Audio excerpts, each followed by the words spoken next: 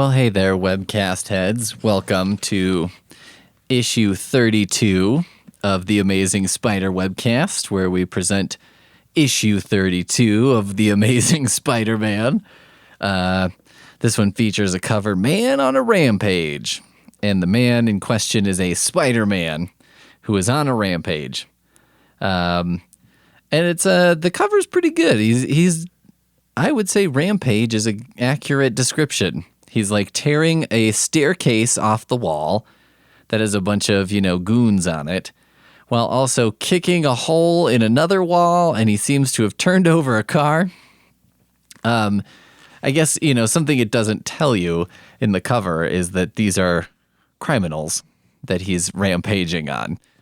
It kind of makes it look like he's just gone Incredible Hulk on everything, but actually it's not unmotivated.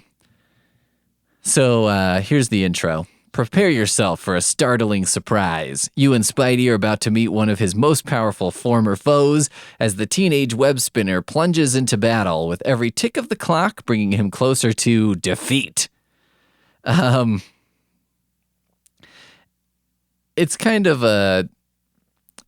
funny because we've had the Master Planner, who I think it's been alluded to up to this point in some pretty, in silhouette and stuff, that it's Dr. Octopus.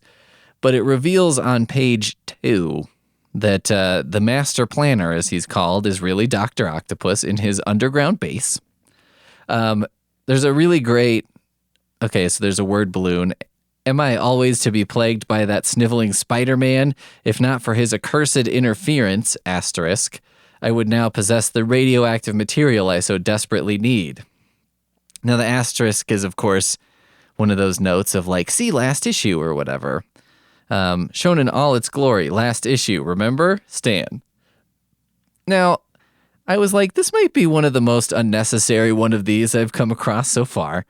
Because do you really need, a supervillain is saying that Spider-Man has been hassling me? I don't know if we need to refer to a specific issue to sort of put the pieces together on that, right? Where it's that sniveling Spider-Man and his accursed interference. Oh, that happened last issue. Okay, so that's not something that happened off screen, basically. But anyway, we find out it's Dr. Octopus. And I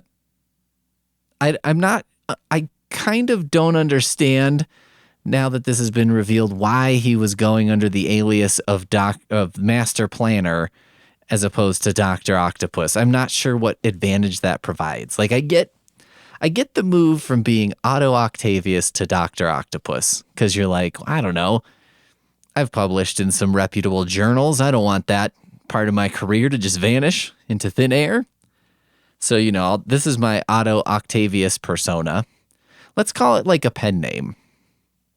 He's got his, academic work under Otto Octavius and his supervillain work under Dr. Octopus, right? But why do you need a third Master Planner one? Especially because the Master Planner is, as far as I can tell, doing exactly Dr. Octopus's MO. It's not like the Master Planner is okay, this Dr. Octopus thing didn't work out, so now I'm going to be the Master Planner who's totally different. He's wearing the same outfit and the same goofy glasses.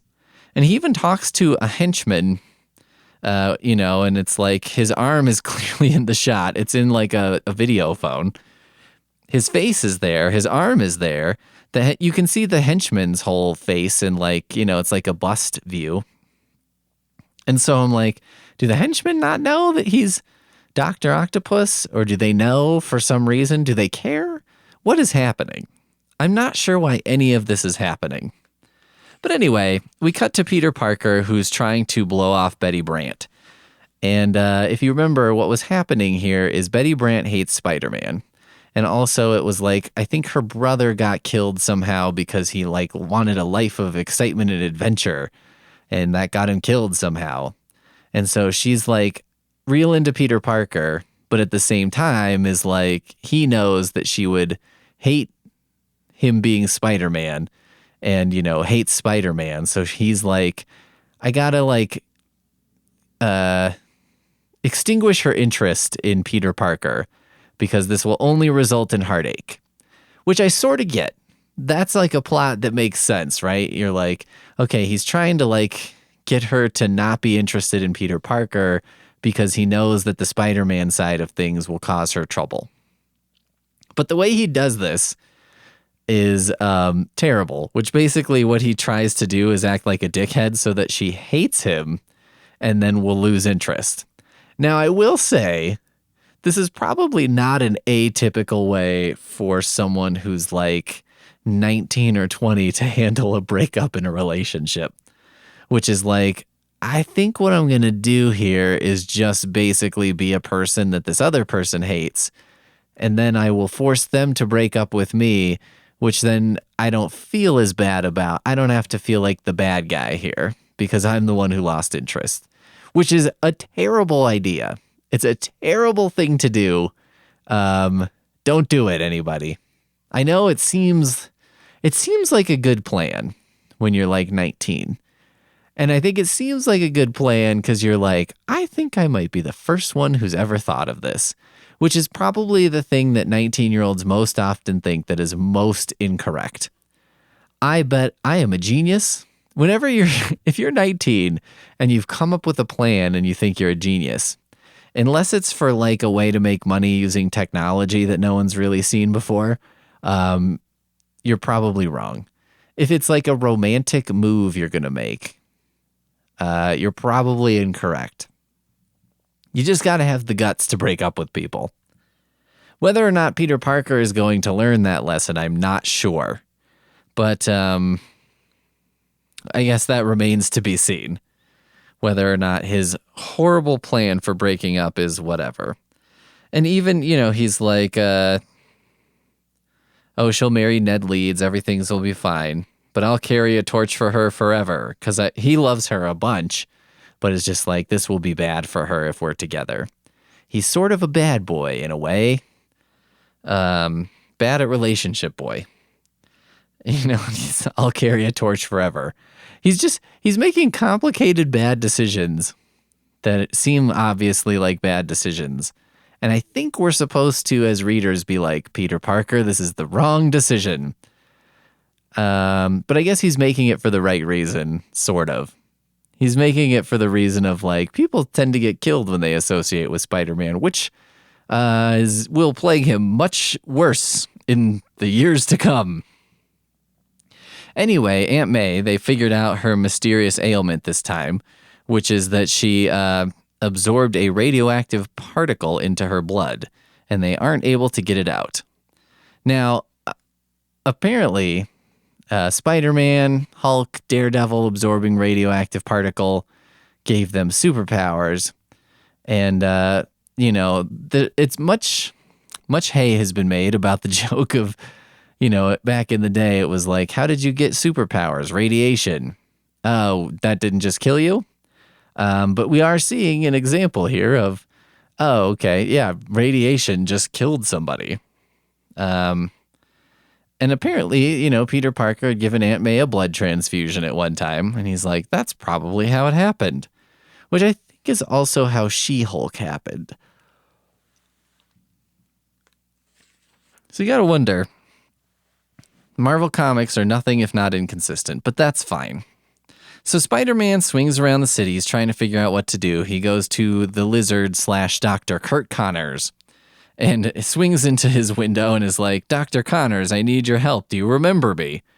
And I was like, I mean, they had an adventure together within the last couple years, and I would think if I had been turned into a lizard man and then saved by a Spider-Man, and then the Spider-Man came swinging into the window of my laboratory, I'd be like, and he was like, do you remember me?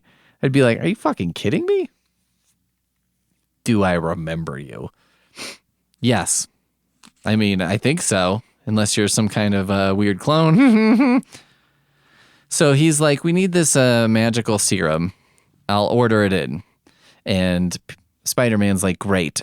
Whatever the expense. So then Peter Parker goes home and packs up a bunch of his lab equipment, microscopes and whatnot, to like pawn off and do whatever.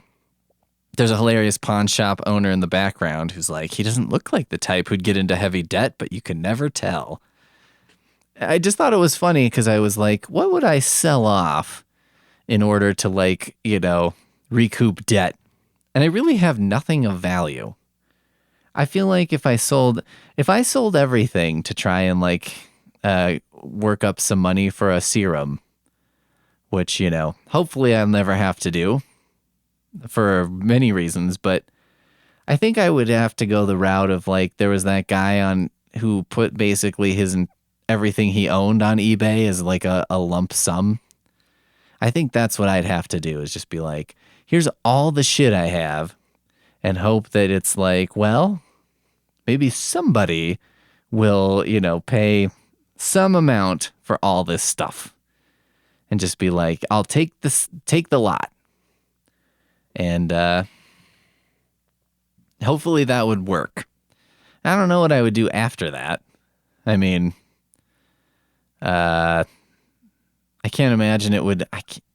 It would probably be a very disappointing amount of money.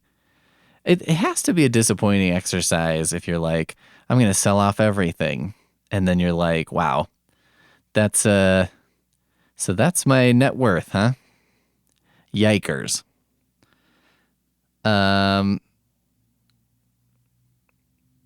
So then it turns out that we cut back to Dr. Octopus Master Planner talking to one of his henchmen. And the henchman is like, we just learned that there's this serum coming through.